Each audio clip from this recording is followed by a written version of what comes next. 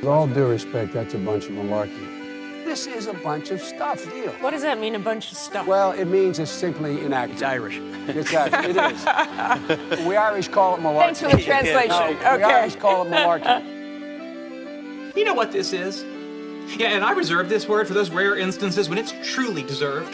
This is malarkey. That's a bunch of malarkey.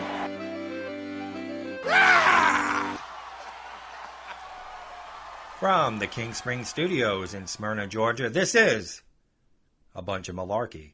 I'm your host, Charlie McMahon. Thank you so much for joining us today.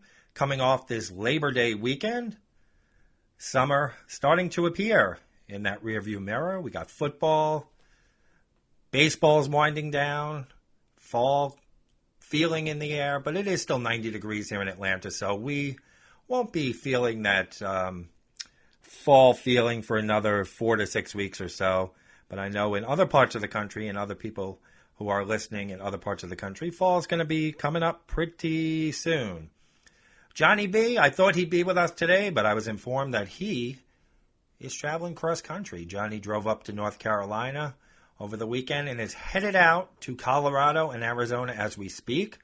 Let's just hope that Johnny B remembers to keep his shorts on at any public pools that he may visit. So if you're listening out there, Johnny, on your way out to Colorado and Arizona, hope you're having a good time. And I know you'll be back with us soon. Have a great vacation. Speaking of vacations, I hope everybody had a great Labor Day weekend. Mine was okay. Very hectic. We have a dog, unfortunately, one of our dogs, a beagle. He's been in the hospital for the last 8 days. He's starting to turn the corner.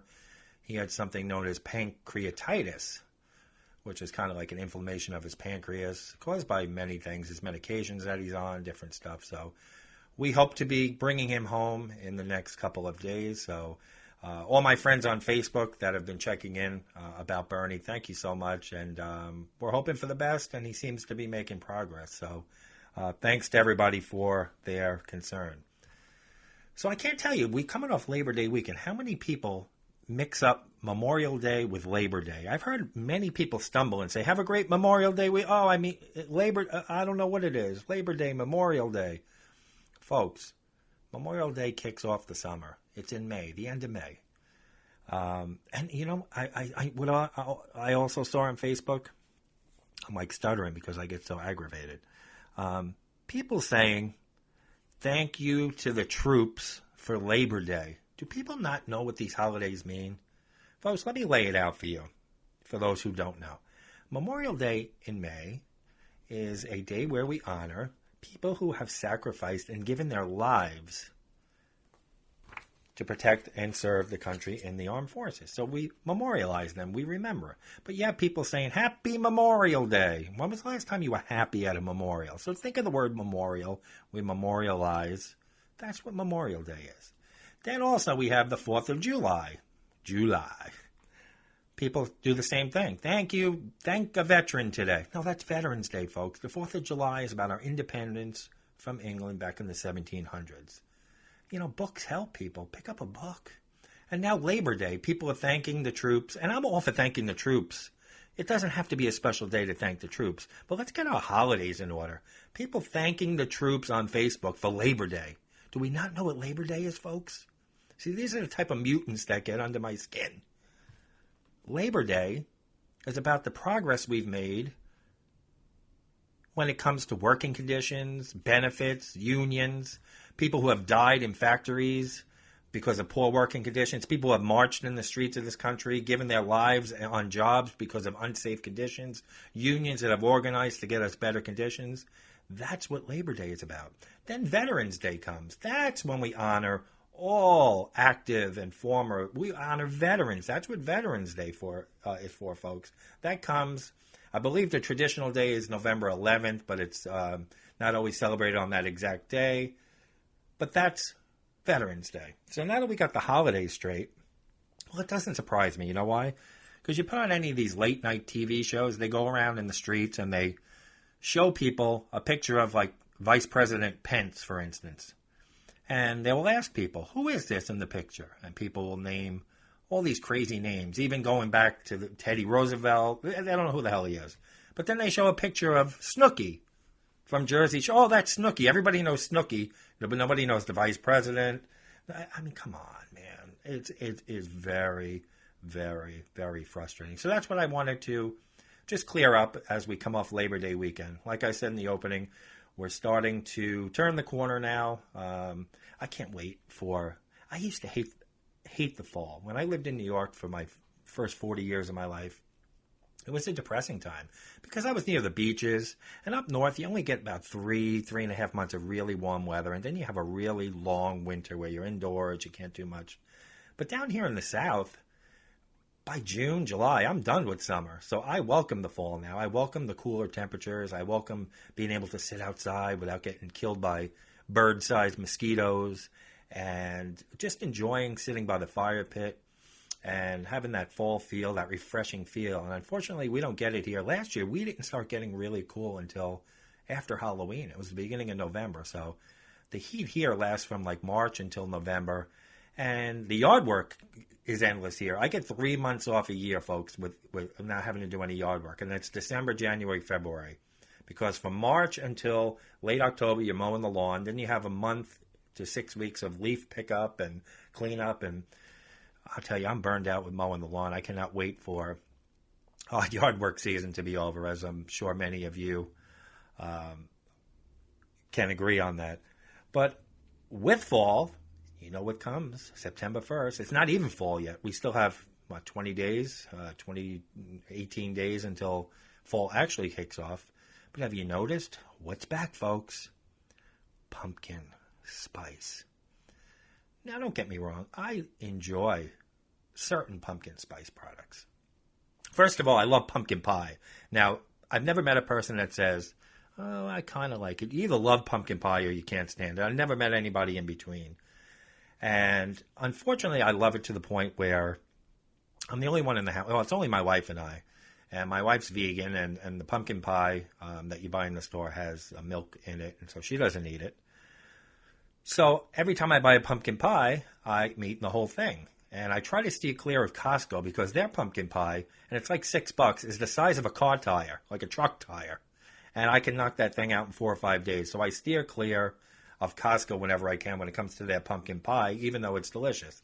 So I do like pumpkin spiced products. But what people don't understand is this pumpkin spice flavor doesn't have any pumpkin in it. Pumpkin spice originated, the actual spice, in the 1950s. The McCormick Spice Company came up with a spice with cinnamon, I believe cloves, nutmeg, allspice, and I think there's some dried ginger in there, if I'm not mistaken. There's no pumpkin in it. So all these different products you're eating and drinking that have this pumpkin spice, you're not getting any pumpkin, folks. I hate to break it to you. But it started out nice with the pumpkin spice latte. I think that came out in Starbucks in 2003. And they're basically credited for this big surge in pumpkin spice obsession. Now, again, I like pumpkin spice in a coffee. Pumpkin spice muffins are nice. Maybe a cake, a cookie. But it has gotten out of hand. Do you know that there are pumpkin spice beauty products out there? Body lotions, body butters, shampoos, conditioners, body sprays. Bath and Body Works sells this, and I've seen them online. I understand wanting the taste of fall, but do you want to go around smelling like a pumpkin spice latte or a cookie all day? I just don't understand the obsession with it. But I did some research, because I know it's out of hand. But I looked up things that really have no business being pumpkin spice that have come on the market in the last few years. And here's some of them. The Cheerios. Do you need them? Do you need pumpkin spice Cheerios? You got honey nut, you got apple, you got all. Do you need the honey, the pumpkin spice? Werther's Original. Now, I thought Werther's, the reason you get it is for that butterscotchy caramel, whatever the hell the flavor is. So now they have pumpkin spice Werther's. Life cereal. What would Mikey say? Would he eat it? Come on. All right, here's one that pumpkin spice Milanos. Leave the fucking Milanos alone. They were good the way they were. Now you got to fuck them up too. Leave the Milanos alone. Pepperidge Farm Milano. And I know they have a mint one and maybe a little raspberry ganache in one of them. But the whole essence of a Milano is that dark chocolate between those two cookies that are a little bit askew. Just leave them alone. Pumpkin spice protein powder. So when you're at the gym, you can get into the fall spirit too. After you work out, you can down a pumpkin spice protein shake with the pumpkin spice protein powder. It's out of hand, folks. All right, here's one that pumpkin spice flavored greenies, dog's treats. Does the dog really even know what month it is? Do we have to get the dogs in on it too? Pumpkin spice greenies, folks. We even got the dogs, and the greenies are like a teeth cleaning treat for the dogs. So now we got to have the dog's breath smelling like pumpkin spice too. It's out of control. Well, we know pumpkin spice pretzels, pumpkin spice, I can't even say it. I've said it so many times. Pumpkin spice Cliff Bars. The Oreos we know about. There are so many flavors of Oreos now, I can't keep up. Pop Rocks and Coke, it blows your tongue out of your mouth. There's a million different things. Now they have it's called Simply Beyond Spray-On Spice. It's a spray that you could spray on any food to make it pumpkin spice. So if it's not already built into the food, all you have to do is spray this stuff on your food. I don't know if it's before or after cooking. And you can pretty much turn anything you want into pumpkin spice. Chobani's on board. Pumpkin spice Chobani Greek yogurt. Pumpkin spice bagels. Einstein Brothers making with a schmear of pumpkin spice cream cheese, which Philadelphia also makes their own pumpkin spice cream cheese. Pumpkin spice kind bars. Even Jell-O boxed pudding is in on the craze. Pumpkin spice Jell-O pudding. What would Bill Cosby say? What should we even ask? Pumpkin spice wine. Pumpkin spice tea. Bigelow has a pumpkin spice tea. Even Lindor, those nice truffles that you eat, the chocolate truffles, they've got pumpkin spice milk chocolate truffles. And pumpkin spice kale chips. As if eating a kale chip isn't bad enough. Let's throw some pumpkin spice. It actually might help. Pumpkin spice Land O'Lakes butter. Pumpkin spice Quaker oatmeal. I think you get the point. Pumpkin spice Toll House cookies. It just goes on and on and on. So that's the season we're in. And in case you really needed one, even Blue Diamond Almonds makes pumpkin spice coated almonds in case your regular almonds weren't cutting it for you. Pumpkin Spice Grand's Biscuits by Pillsbury. Hostess Cupcakes makes pumpkin spice cupcakes. Frosted Mini Wheats. It just goes on. Popcorn. It just goes. Come on, folks. Enough. When I worked at the parking lot last year, as a joke, I had a sign every day outside that said what was the date, where the courts were, and I said on September 1st, try our new pumpkin spice parking, only $5. Now, $5 was the cost of a parking spot. Most people laughed. Haha, it's funny because everything, based on what I'm telling you here, everything seems to be pumpkin spice. So I made a joke that the parking spot was even pumpkin spice. Do you know I had idiots coming up to me asking about the pumpkin, actually doing what the sign said. They don't read the 20 no smoking signs or that they had to pay to park. They read that little thing, try our pumpkin spice parking. Yeah, I want to try the pumpkin spice parking. What do I get with that? Thinking I was going to make them something like a coffee or, come on, folks, it's a joke. How can 9 out of 10 people get it? And there's always one mutant that comes up, what's with the pumpkin spice parking? Come on, folks. Come on. Now, speaking of people not getting it, before I get into the main topic of today, on our way home on Sunday from the animal hospital from visiting our dog Bernie, we've been running around so much. My wife wanted to stop for lunch, and I was against it at first, but she wanted to stop. Now, it's not that I didn't want to go to lunch with my wife. I just, as you know, I don't like being in public. I like going out with friends and my wife, but I hate being around people in restaurants. And I don't mind a sit-down restaurant where you sit down, the waitress comes over, and you order and you get your food. I hate the places like where you go to the counter and you order, and you either go back to the table with the food, or they give you a number to put on the table or a little beeper, like Panera. We went to Panera. Now, Panera's food is good. My wife is vegan, so they have options for her. I like some of their sandwiches. But my point is, this is why I don't like going out.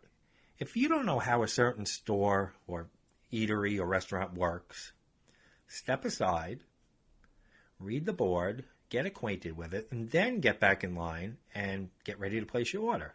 That's what I do. I went to a pizza place here in the Atlanta area about a year ago. It's called Uncle Mattio's. They had a special way to order, pick the crust you want. It's like the Subway sandwich place for pizza. Now, I didn't know how it worked, so I'm not going to be a mutant and tie up the line where everybody's waiting, go, how does this work? I stepped aside with my wife, and we read, pick the crust, pick the type of sauce you want, pick the toppings, pick the cheese, pick the size of the pizza you want, and then you tell them, and then you go down the line with the toppings like Subway, and then they pop it in the oven for you. I didn't tie up the line deciding all this, so we go to Panera on Sunday. And, of course, we get two mutants in front of us online who, it's like their first time out in public ever. And they're staring up at the board. You ever go to, like, a museum or a zoo, and you go to each station, and there's the placard there, and it tells you all about that historical site or about the animal? Well, these people were reading that board like they were at Teddy Roosevelt's house, wanting to know all about, reading every menu selection. Then the idea of a half a sandwich versus a whole sandwich and getting a side or two, it just blew their mind, like they couldn't handle it. The husband's trying to explain to the wife. She's yelling that she only wants half a sandwich. They don't know how to order it. And I'm standing there and I'm looking at my wife and I mouth to her, this is why I don't come out. Because people, if you don't know how it works, like I didn't know what I wanted, when I first got there, but we stepped back off the line and we reviewed the menu. And I turned to my wife and I said, I'm going to get such and such a sandwich. And she said, I'm going to get this salad. We made the decision what size we wanted, what we wanted, if we wanted chips or a piece of bread or an apple or whatever the hell they throw at you. And then we went up. And in 15 seconds, the two of us got the order in, had our drink in our hand, and were waiting for the food. These people couldn't do that. They had to wait in line, analyze the whole thing like they were reading cave drawings, like they were confused. The look of bewilderment on their face was unlike anything I ever saw. So they finally go, we place our order. Now I'm watching. I watch people in these places. And this is why I don't like to go out, where it's self-serve, these drinks. We're waiting to get the ice out of the ice machine where the sodas are. And right next to the sodas, they had all these different teas, green teas. So we wanted just a cup of ice and go down to the tea. This guy was in there. He must have drank soda before, and now he wanted tea. He's pressing the seltzer, the spring water, whatever it is, button on the Coke, the seltzer water, I guess it is, where only the water would come out. And he's rinsing out his cup like he's doing dishes in the sink at home and splashing up everything. Now I got to put my cup against this thing, this vile area that he just washed out his cup for 15 minutes like he was home at the kitchen sink. So I tell my wife, don't ever put the rim of your cup against the lever at the ice machine. Always press your finger there, because you know how many people drink half the soda and then they go back for more. So he finally gets out of the way. We get the drinks. We go to the table. Now we're watching the bewildered couple come. They don't know where to get the drinks. It's like they need a map of the whole place to figure out what the hell to do. So they sit down. And now I'm watching, my eyes are on the drink stand after this guy washed out his cup. So the next guy comes, an older couple, and this guy fills his cup with ice and fills his cup with, I don't know what beverage, what kind of tea, and he guns down the whole drink. Now, I know there's free refills there, folks, and then he puts his cup under there again. He guzzles down another cup of this tea. What did he just run, the Boston Marathon? Or there was a marathon here in Atlanta I'm aware of? This guy was shotgunning these teas like he was draining the whole vat. So then he finally gets his full drink that he wanted after he drank 6 or 7 of them. And then our little beeper thing rings that our food's ready. Now we're trying to get over to the area where they put it up on the ledge and you give him the beeper. And now this guy who just drank 7 sodas is like talking to the cooks and like hovering right over our food. And you don't know if he's spitting while he's talking. And I'm like trying to burrow my way through. And this mutant's just standing there after he drank 7 sodas, spitting and talking over my food. And I'm like, excuse me, let me have my food. So this is why I have lunch at home. You know, we go out once in a while for dinner, you know, on Fridays or on the weekend if we don't feel like cooking. But this is why I just said to my wife, you see why we should have had lunch at home? Not that I don't want to go out with you or with friends, but this is what you got to deal with. These people that, you know, it's like they've never been out in public. They don't know how to act. You don't wash out your cup under the soda fountain. You don't take 7 full cups of soda before you sit down for your meal standing by the machine. And you certainly don't stand and tie up the line trying to analyze Panera's menu. I mean, come on. They even have paper menus that you could take and go to the side. So this is my problem. I have a problem, in case you didn't notice. I really have a problem with people. So speaking of going out and lunch and all, one of the most commented on stories from last week's podcast, which surprised me because the theme really last week was about leaving kids alone and what I used to do as a kid with the calls. But everyone jumped on board about the story I told about me and Bill going out to lunch last week, the lawyer that I used to know from the parking lot, and how we had a lunch together and I paid the bill and left the tip. And I didn't want to leave a $50 bill on the table. It was like a $14 tip.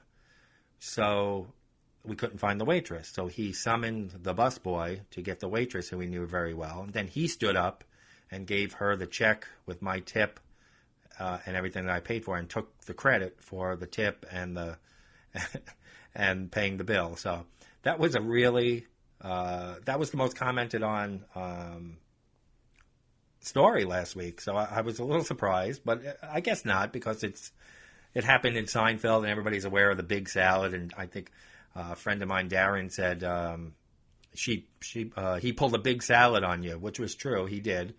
And so that was like the big story of last week's podcast. And again, I appreciate everybody making comments on the Facebook page and Twitter and emailing, and comments on the Libsyn page where it's hosted when you click on the link. And I appreciate the reviews on iTunes, and we're available on Spotify, iTunes, Google Play, Libsyn, and I always post the links on Facebook. So the audience went up again last week, so I must be doing something right, and you guys are definitely doing something right by sharing the links to the show and telling your friends about the show. So it's great getting new listeners every week and dragging them into this malarkey. And so this week I want to talk about, since we kind of went in from Panera and Bill, taking credit for my tip. Anybody read or see this story this week about the guy, they call him the Dine and Dash Dater out in Los Angeles? If you haven't, I'm going to talk to you about it, and then we're going to get really into the nuts and bolts of today's show. A man is facing 10 felony counts for allegedly going on dates with numerous women across Southern California before skipping out on the bill, authorities said. Paul Guadalupe Gonzalez, he's 45 and he's from Pasadena, California. He's accused of defrauding over $1,000 from a string of women he met mostly through dating apps and online dating sites from May of 16 through this past April. He purportedly went to dinner or lunch with them at restaurants in Pasadena, Long Beach, Burbank, and L.A., where he ordered food and drinks, then allegedly left before the waiter brought the check, according to the Los Angeles County District Attorney's Office. He has come to be known as the Dine and Dash Dater, the DA office said. Now, I don't know if that's the name they dubbed him, and they're saying he's come to be known as. 8 women wound up footing the entire bill themselves, including one who believed that Gonzalez would pay her back. Come on, you just got fooled, and now you actually, I hate to say it, but somebody who thinks a guy who skipped out on the bill was going to pay it back almost deserves to get stuck with that bill. If you're that dumb, I mean, come on. Anyway, 3 businesses are among the victims named in the felony complaint, because apparently the women that he took maybe didn't have their credit or debit card on them, or cash and couldn't pay the bill. So even restaurants got screwed by this guy. In a separate incident, and unrelated to the Dine and Dash, Gonzalez allegedly received services from a hair salon in April and left without paying. He actually left with that, what do they call that thing? I haven't gotten a haircut in years, folks. I have a shaved head. I do it at home. So I'm a bald prick. So I don't know what what do they call that? Like an apron, a cape? You know what I'm talking about. The black thing that goes around you. So the hair. He actually walked out of the salon saying that he had to go and take a phone call, and then took off wearing that cape and stiffed them with the bill. So they also filed a complaint against him. So he got arrested on July 3rd in Pasadena. He pleaded not guilty to all the dozen counts at his arraignment. Bail is set as $315,000. He faces 7 counts of extortion, 2 counts of attempted extortion, and 1 count of grand theft, all felonies. And 2 misdemeanor counts, each of defrauding an innkeeper and petty theft. If convicted, he could spend 13 years in a state prison for what he did to these women and the restaurants and the hair salon. He's back in court on September 7th this week, and I'm looking forward to see what happens to this Dine and Dasher. So it got me thinking about the dating world. Now, I've been married. Our 9-year anniversary is coming up in just a couple of days. So I've been married quite a long time, and we had dated a little over a year. Actually, 2 years. I'm sorry. She'll listen to this and say, you don't know how long we dated before we got married, but 2 years before we got married. So you're looking at 11 years total. Yeah, 07 to now. I am sure the dating world, it was getting dicey before I met my wife. And I was never a big proponent of online dating. I mean, it's no worse than meeting someone in public, I don't think. I mean, there's crazy people online, offline, at bars. But the Dine and Dash story is something that I actually knew someone, and this person passed away. They were in a similar Dine and Dash story. It was a gentleman, and we'll call him Mike. So this friend of mine who passed away, his name is Mike. When he was younger, he was this is going back to the 50s, so this is a long time ago. He was at the beach with his best friend, and they were setting up on the blanket, and then these 2 girls set up a blanket next to theirs. So the 2 guys, Mike and his friend, went over to the 2 girls and made conversation. And there seemed to be a mutual interest on, both parties. So this guy, Mike, asked for one of the girls' phone numbers and says, why don't we all go out another time? We'll go out for dinner, and we'll take you to dinner, and you get together again. So the girl said, okay, and gives him her phone number, or so he thought. A couple of days goes by, and he dials the phone number, and he gets the number to, I don't know if it was a coincidence or she knew the number, which is even scarier, to the Pilgrim State Psychiatric Hospital in New York out on Long Island. So he dials the phone, and the Pilgrim State, he says, who's this? Oh, this is Pilgrim State Psychiatric Hospital. He says, oh, I'm sorry, I was given this number, my mistake. So Mike tells his friend, they screwed us. They didn't give us a real number, so I guess we're not going to see them anymore. A few weeks pass by, and Mike and his friend are out near the beach again, and they run into those same 2 girls. So Mike and his friend go up to these 2 girls and say, listen, I don't think what you did was very nice. We tried to call you. We're 2 nice guys looking to take you out, and what you did was pretty rotten. And the girls apologized and said, well, we're sorry. We thought it was funny.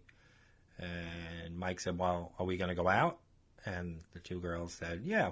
They made plans, the 4 of them, to go out to dinner.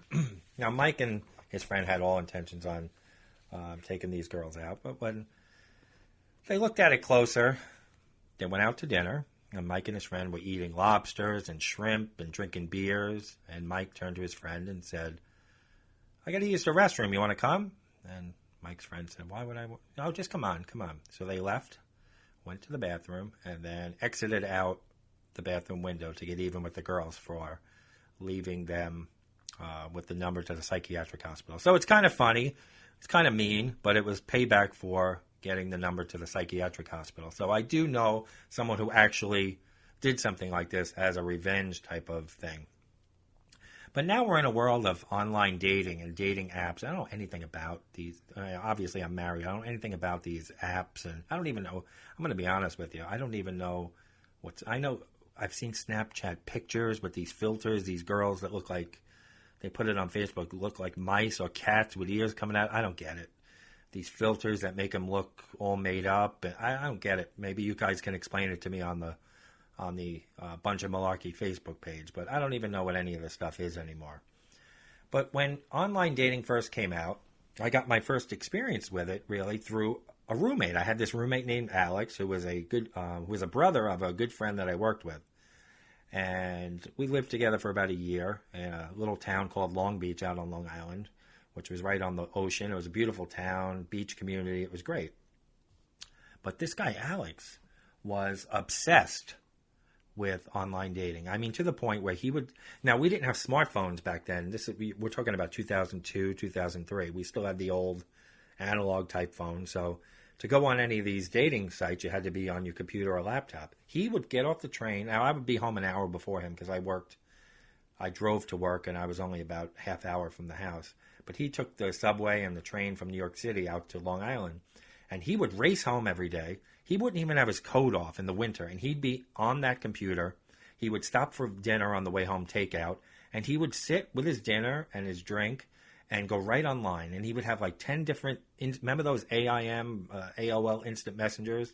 He'd be talking to like 6 different girls, popping up screens all over. He was on JDate. He was a Jewish kid, so he was a JDate's a Jewish dating service in... I don't think it's just in New York. I think it's a nationwide thing. But he'd be on this JDate, Match.com, and all these other... And he would meet all these girls. I go, how do you even keep them all straight? You know? So I never understood how all these windows would pop up and who he would tell what. Or not even what he was telling them or if he was being honest with all of them. But if one of them told them, oh, I have a sister and a brother, you get to know a girl, how do you keep it all straight? With 6, 7 girls a night are telling you. So... He was good at it. He was always on dates and bringing girls home, and that's all. The things he used to do as stories for another show. I'm not going to get too deep into that, but so that's where I got my first exposure to online dating. This was like the early 2000s. So he would always tell me, I always had long-term girlfriends, so I was never single all that long, but there were little times where I'd break up with a girl for a few, and be single for a few months. And it was right around that time he told me, why don't I go on, I don't even remember the name of the dating site. It could have been Match. I don't remember. It was so long ago. You're talking about, 16 years ago? But anyway, so why don't you go on one of these sites and start talking to girls and go on a couple of dates and see what happens. Like, all right. Now, back then, you didn't have smartphones where you could just take a picture of yourself and send it to someone. You had to, scan the pictures. And if you had a picture of yourself, you would scan it, and it would go, you would send it as an attachment in an email, or whatever picture you put up on these dating sites is basically what you got. So I was talking to this one girl very briefly, and her picture looked okay, but it was only from the neck up. Now, hindsight, you should be a little leery of someone who's only willing to show you basically a mugshot from the chin up.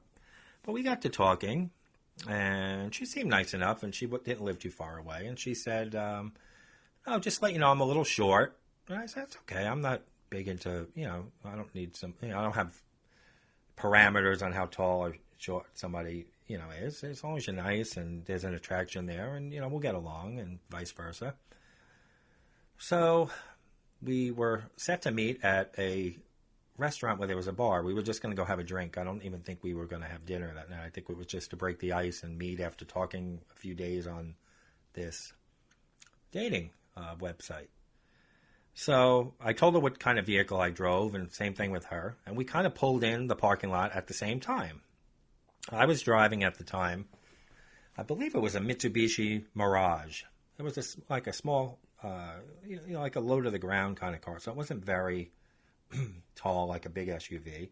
And I think she pulled up in like a small type SUV, like a Ford or, something like that. So I pull in and she pulls in on the passenger side, facing the same direction. So she smiles and I smile at her. And I get out of the car and she gets out of the car. Now I hear footsteps and now I'm going around the car and I don't see anybody.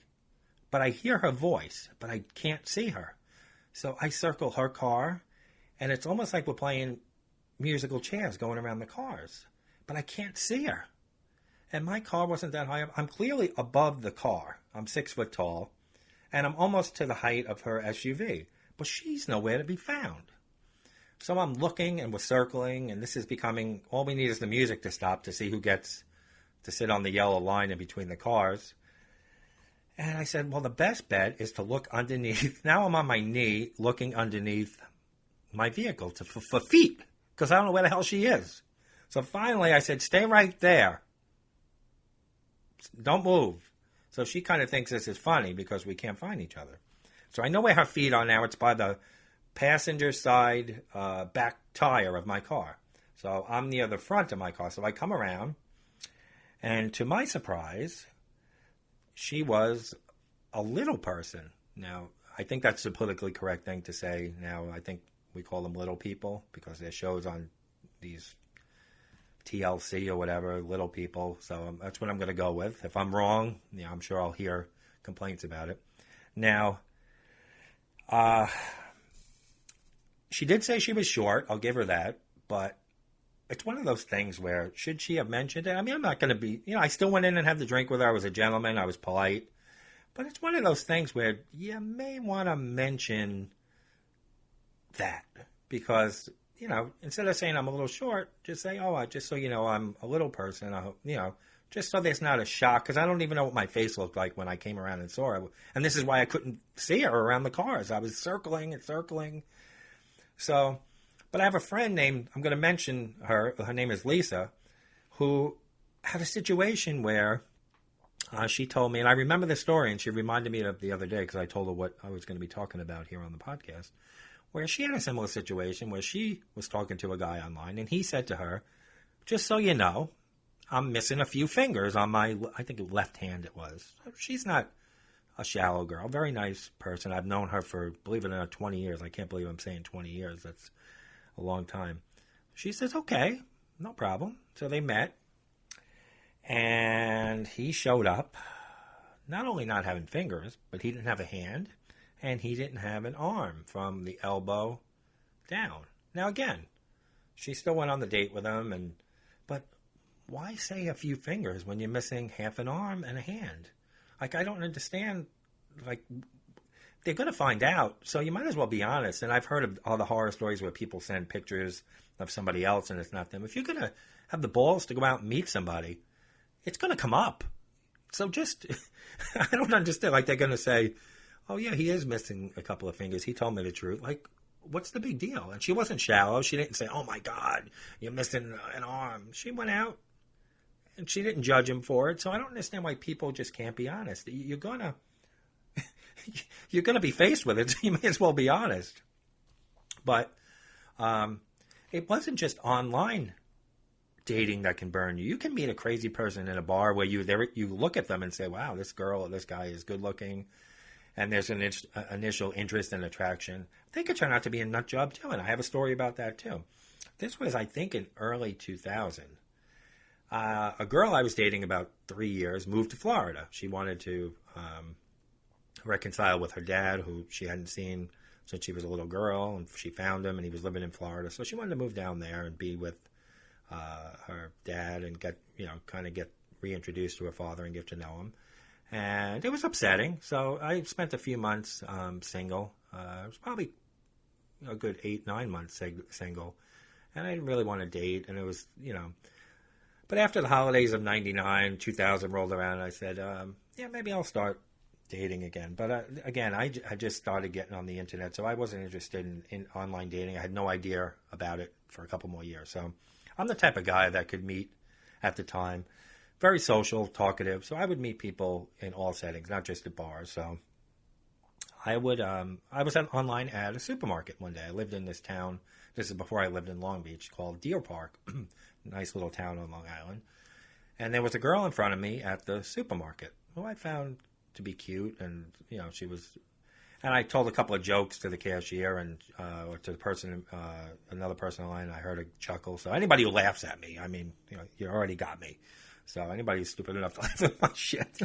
So anyway, so she was done checking out. So I thought she was just going to leave, but she kind of lingered after she paid, pretending like she was filling with her bags, because she was, I think, waiting for me to come through so we could talk on the way out. So I paid my bill for my groceries, and I saw her lingering, so we got to talking. And she said that she lived in another county, but she was in town because her sister lived in the same town in Deer Park, and her sister was married with her kids, and she had nieces and nephews, so she was spending the weekend at her sister's house. And I said, oh, that's great, and we got to talking, and I said, well, why don't we go out? So we exchanged phone numbers, and this was like, I think, on a Friday or Saturday. So we talked during that following week and decided we were going to go out on Friday night. Now, I don't remember if we met at the restaurant or if I gave her my address and she was going to be in Deer Park. And I think I might have given her my address, and then we drove together on the date from my house. I think that's how it worked. But anyway, we had a great night. We went out to dinner. We played miniature golf. Everything was going great.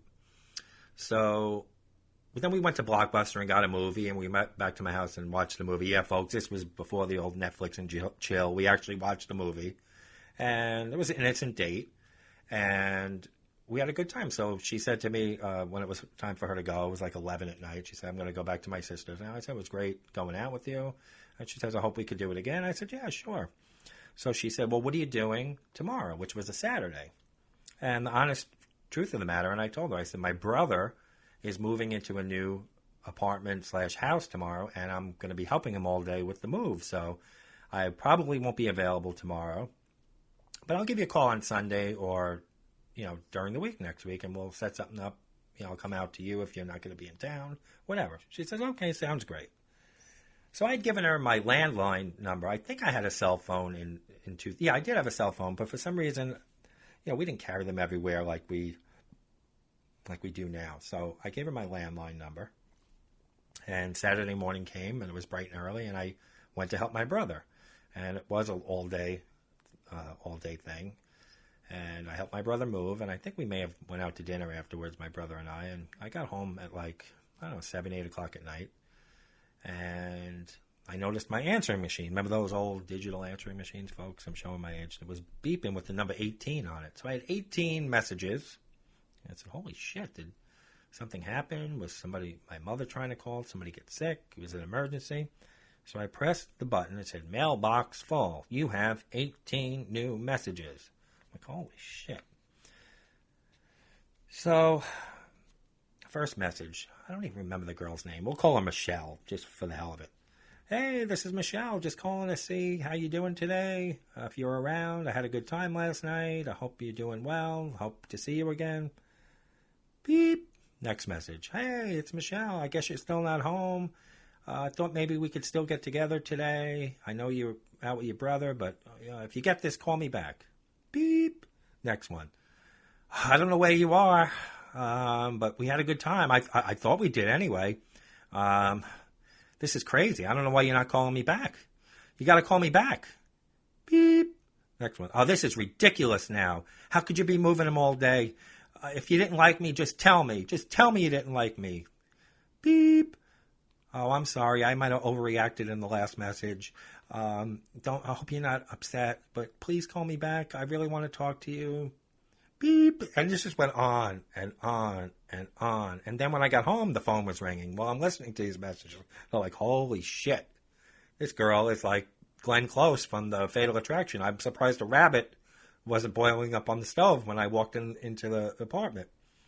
So I said, there's no fucking way I'm calling this girl back. She's nuts. If she was getting that upset that I was moving my brother after one date, what the hell is she going to be like after a month of dating? Or no, I don't want any rabbits boiling on my stove. So that night, it was like 2 o'clock in the morning. I was asleep in bed, and my doorbell rings. Ding dong, ding dong, ding dong, like a rabid ring on the doorbell. So I jumped out of bed, and I'm like, holy shit, who's ringing my bell at this hour? So I didn't put any lights on. I tiptoed to where the front window was, and I looked outside, and I saw her car in the driveway. And I heard a beating on the door, and I don't know what she was yelling. But I hid in that closet. I was like hiding in the room. I was ready to hide in the closet. I didn't know. This girl was crazy. So the banging and the ringing of the bell went on for, I don't know, 20 minutes. And then the phone started ringing again. This is 2, 3 in the morning, folks. After one date, the next day when I said I would talk to you Sunday or during the week. So again, this wasn't online. This is somebody I met in a supermarket, seemed nice enough, cheerful, cute girl. You never know what the hell you're getting. So, folks, if you find someone and you get married and your life's okay, stick with it, folks, because it's like I always say, it's a shit show out there when I close my show. But it is a shit show out there, especially in the dating. I couldn't even imagine, God forbid, anything ever happens to my wife. Unless it's somebody I know for a long time that would happen to be single and I know this person for years, that would be the only remote chance I would ever have of dating or getting married again. You know, like reconnecting with somebody from a long, somewhere, way down the line. But I would never go on an app or go on a website I can't even imagine what people go through in the dating world. Now, I remember a time, I'm old enough where when I would date, when I first started dating, this is like in 1990, my first girlfriend, I would have to drive to her house to go on a date and knock on the door and talk to the parents and take her out, open the car door. You didn't just show up at the place and say, I'll meet you at this. And now I understand why females do it. You're not going to give a guy your address nowadays. It's because they're crazy. But back in the day, that's what you did. You went to their house, you chatted it up with the mom and dad. They got to know you and got a feel for, type of guy you were. You took her out on a date. And, we talk about the Dine and Dash Dater. My first girlfriend, we went out on a double date. It was like our second or third date with her best friend at the time and her boyfriend. And I can remember this as clear as like it was yesterday. I remember her friend's boyfriend whispering to her, but loud enough where we could hear it, make sure you order from the kids menu.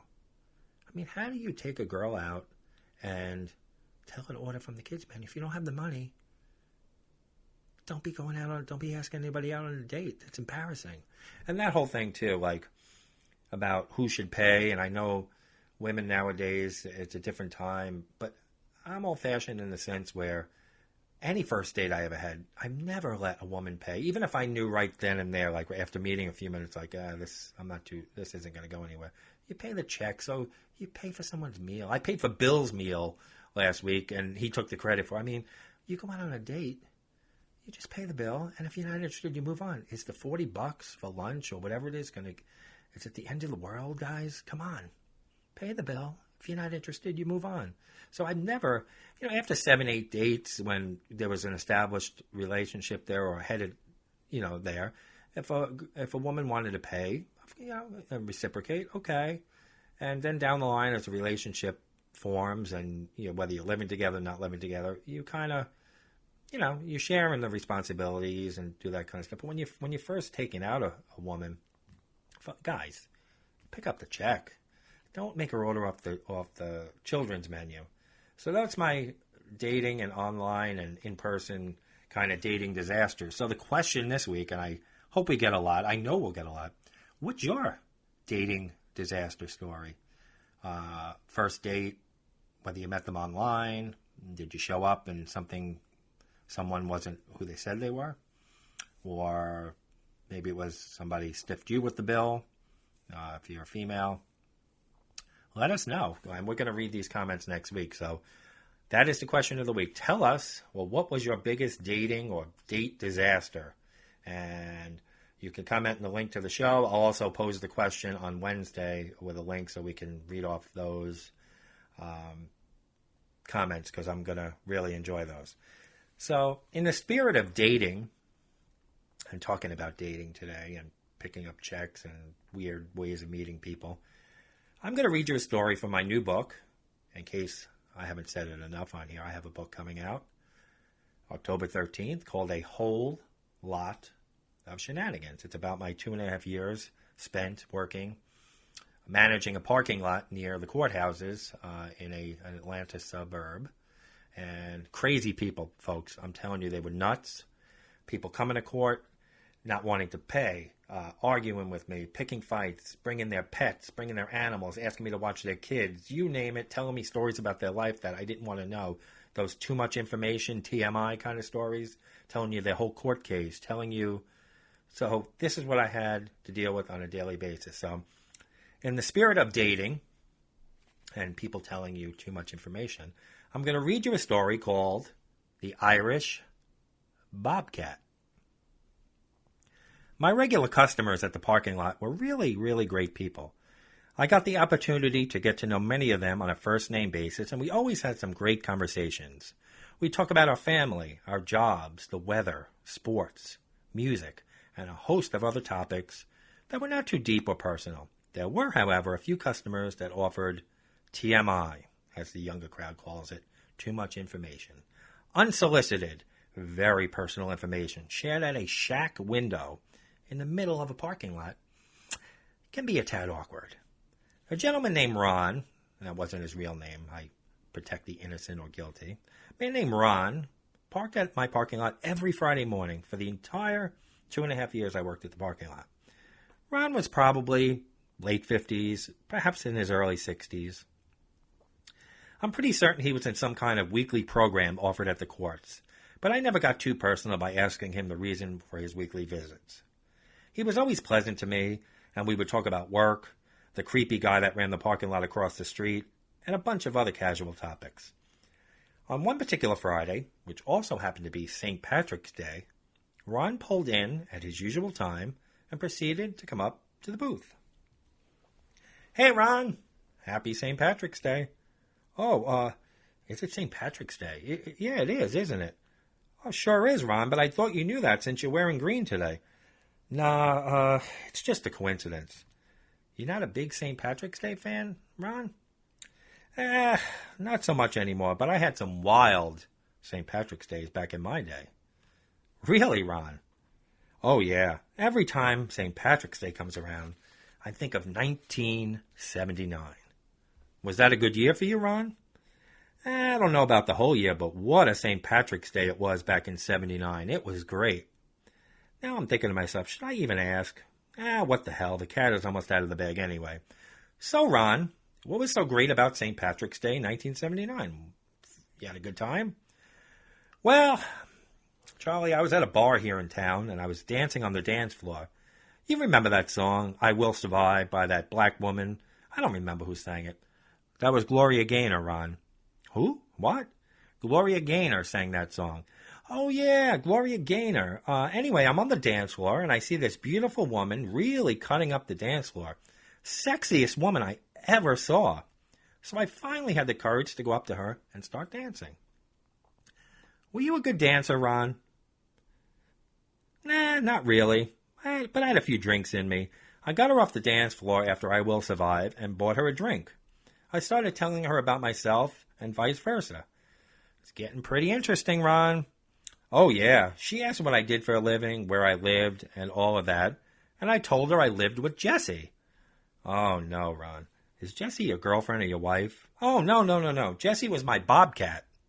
Wait. Back up a second, Ron. You lived with a bobcat?" "Oh, yeah. Jessie was great. So when I told this girl about Jessie, she didn't believe me. She wanted to go home with me to see Jessie, my bobcat." "Ron, it's a shame I'm married, because that would be my new pickup line if I were single. Hey, want to come back to my place and see my bobcat?" Now Ron is laughing hysterically. "That's a good one, Charlie." Me, now I'm not really wanting to know, but I asked anyway. "So, Ron, I take it the story doesn't end there, does it?" "Oh, no, Charlie. I took her back to my place, and she saw Jessie. She really, really liked Jessie. She petted her and took a real liking to her. We had some more drinks, and things started getting frisky." "Sounds great, Ron. As I was trying to get a bra off Charlie, she asked me why I named the bobcat Jessie. and not whiskers, or something that relates to a feline. And why did you name her Jessie, Ron? Well, it was really Jessica. But Jessie for short. I named her after Jessica Lange, the actress. I had a big crush on her in the 70s. Okay, Ron. Yeah, so she was amazing. God, she was beautiful. What curves. I still think about her. Who? Jessie? No, the girl I brought home. We had sex all night. Oh, now I'm cringing. Great, Ron. That's great. I'll never forget her, Charlie. Let me ask you something, Ron. Did you date this girl after that unforgettable St. Patrick's night? No. When I woke up in the morning, she was gone. It was back to just me and Jessie. I never saw her again. That's sad, Ron. No, not at all. What a wild night. We did things that most farm animals don't ever get to do. She liked to... Ron, stop there. I get it. All night long, Charlie. All night. That's what St. Patrick's Day reminds me of. Can I ask one more question about that night, Ron? Because I'm curious. Sure, ask anything you want, but I'll tell you right up front. She was about 5'5". What a rack on her, and an ass you could bounce quarters off of. Now I'm wondering why anyone would want to bounce quarters off someone's ass. No, Ron. I was just curious. Was Jessie in the room during this all-night romp? You know, Charlie, I don't remember. But Jessie had free run of the house, so who the hell knows? How long did you have Jessie? Oh, I had her a few more years. Then she got too big, and I gave her to a pet sanctuary. What a shame, Ron. You lost your wingcat. The ladies love Jessie, Charlie. Well, I better get inside. Now I'm in the St. Patrick's Day mood.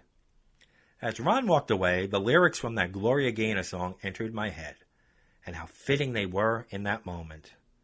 Go on now, go. Walk out the door. Just turn around now, 'cause you're not welcome anymore. I never looked at Ron the same way again. So that's the Irish Bobcat in the spirit of our dating. See, there was even crazy people back in 1979 luring women home to see their bobcat. So I bet you never heard of anything like that. But this is what I dealt with at the parking lot. Now, he couldn't just say, Happy St. Patrick's Day, or I'm not in the spirit. I had to learn all about bouncing quarters off people's asses while a bobcat looked on, and Jessica Lange and the whole... I mean, come on. This is what I dealt with for 2.5 years. Every day, stories like this, and that's what's in the book. So you got to pick it up. October 13th, A Whole Lot of Shenanigans will be available on Amazon. So that's going to about wrap it up for this episode.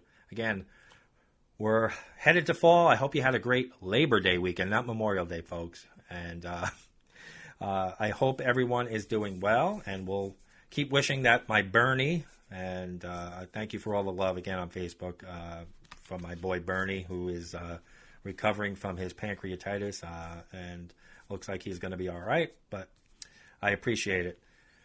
So be sure to join us on Facebook, A Bunch of Malarkey. Again, I tell you every week, but in case you have to spread the word, just tell people. Either share. When I post the new episode, folks, there's a little share button, the link to the new episode on the Facebook page. Just hit the share button and put it on your wall, and that's how the audience grows. And some of you have been doing that every week, and I can't thank you enough. It really means a lot that the audience is growing and we're sharing these crazy things together.